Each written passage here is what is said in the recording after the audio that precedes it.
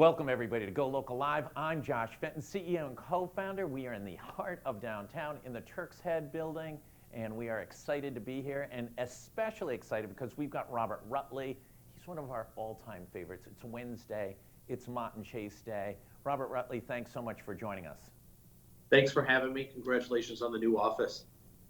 It is super cool. We just moved in on Monday, getting everything set up, so we're very excited about things.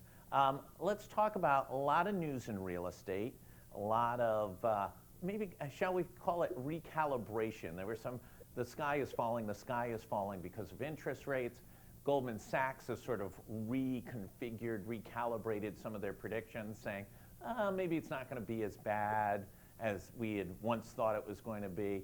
Talk a little bit about these trends by these so-called financial experts that sort of set the tone and muted things for the last 6 months. I mean, we put a lot of faith in Jerome Powell, to make sure our economy stays the way it is, with very little ebb and flow of recession. But perhaps he could have acted a little quicker. So that we had a soft landing for sure. So that I know there was always some anxiety with a lot of economists whether or not the economy was going to have a hard fall when we went into a recession, or it was going to be a soft landing. It appears that it's going to be a feather soft landing from the way things are looking now. So interest rates are staying the same for the past couple of months. 6.5. Sometimes you get something slightly under 6. But I think that this is good news overall. So I think there's another quarter point right on schedule that's been announced that's coming at some point. That may not have any impact, right, on the interest rates today. And as you said, we're getting down back into the 5s again. That's good news. Correct. I mean, when they increase the basis points, it is one of the biggest factors in, borrowing from a mortgage lender and in what your interest rate is going to be. But it's not the only factor. There's a lot more involved in that. So a lot of times it doesn't even hit your bottom line as when it comes to interest. Okay, so we're high on Jerome Powell. We're thinking maybe a little late, but doing okay, controlling hyperinflation. We're feeling a little better about the timing. What does it mean to buyers and sellers in Rhode Island this spring? It seems like there is just tremendous pent-up demand. I feel like I say it all the time, but we've had 3 years. There's so many people looking for properties. There's so little inventory. Are we going to see just a bust loose in the spring? Well, I hope so. I mean, that would make my life much more exciting. But we're not going to see interest rates anytime in the near future at like 2.5%, 3%. So I think it slows down quite a few buyers. However, that doesn't mean that we're not going to see a huge influx of demand. There's not even a lot of houses listed on the east side of Providence right now, which is our Providence main marketplace, in the highest, in the one with the highest competition. I think 2 homes listed this week, and sometimes we don't have anything for a week or two. Only one of those homes was listed under $1 million, and I know for a fact there were 24 showings in 2 days. Now, that sounds like a lot, but it also wasn't a line of 100 people outside the door like it was a year and a half ago. So there's still substantial demand, but it's not insane. Yeah, listen, 24 showings on a property. I remember in the olden days when realtors would have showings both on Saturday and Sunday, and as I always said, there was the balloon factor, right? They put the balloons up on the arrow sign for the open house. The balloon industry must have been hit very, very hard over the past couple of years with the lack of need for balloons. When I first started, I had open houses for 2 hours and nobody even showed up. It was completely different. Had you put the cookies in the oven to make the house smell nice as well, like a little? No, nobody wanted to bake. Yeah. No Toll House cookies for you. Could we see, just because there's so much demand, could we see a much higher level of velocity than we're anticipating? It's entirely possible. I think, Providence is super unique to from the rest of the United States.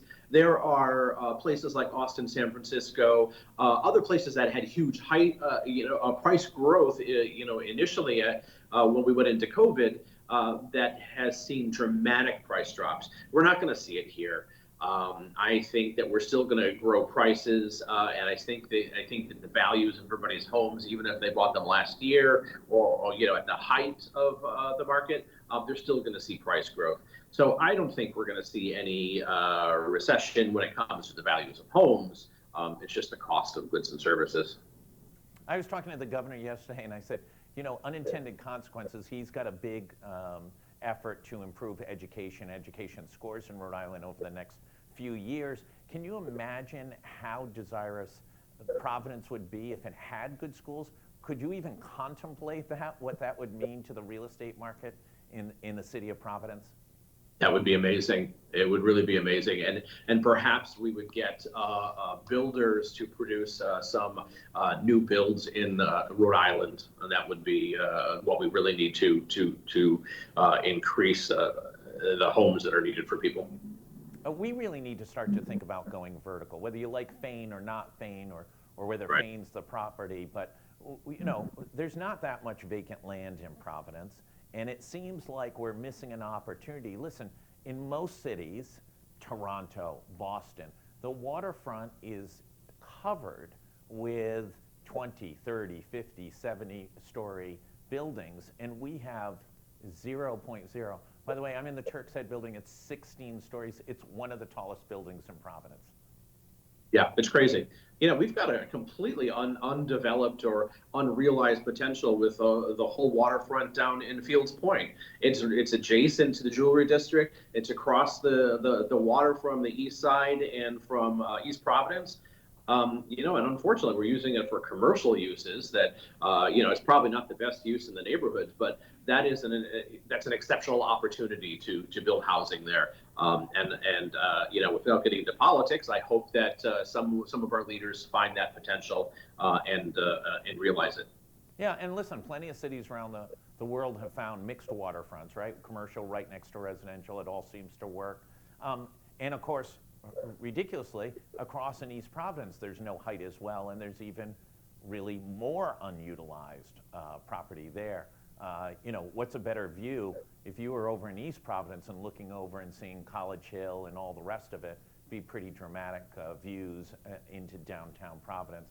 We don't seem to have quite the strategy we need on being able to go vertical yet. Right. I'm going to ask the question. Listen, I need to sell my house. I don't know where to go. I'm worried about buying something. Even though I know I'm going to get a good price in selling, am I going to end up with less house for more money because of interest rates? Yes, I'll be able to pocket something for my retirement, but that's not quite the strategy I was hoping for. A little advice there. I mean, if you sell your house, right? Right now in today's market, in our winter market, there's such a lack of inventory that you will have, if it's priced correctly and it's turnkey, you will have multiple offers, and maybe that's 2 offers, maybe that's 5 offers. It's not going to be 15 to 20 like we've seen in the past couple of years. And I think the opportunity right now, buying a home, no matter what neighborhood it is that you're not going to be fighting with a whole bunch of other buyers. There are actually quite a few opportunities out there for homes that have been on the market for 3 weeks, 4 weeks, where you can start thinking, perhaps I don't have to pay full price on this. If you have a good agent that can negotiate and find solutions for you. Robert Rutley, as always, you are the man. Thank you so much. Appreciate it. It is a dynamic market. We're seeing a lot of changes. Median single-family price came down from $411 to $390. Could be a 1-month aberration. We'll see what happens over the next couple of months. Interest rates are stabilizing, and Wall Street's a little more bearish or bullish on the rebound of the housing market. Thanks, everybody. Stay safe. If you have not gotten that COVID last shot, do it. It's going to make you feel better. Head to the PC game, over to PPAC, wherever you want to be, wherever you want to go. And also get a flu shot. it has been a rough winter for colds and flus and everything else. You'll feel better, you'll be healthier. Thanks everybody, stay safe.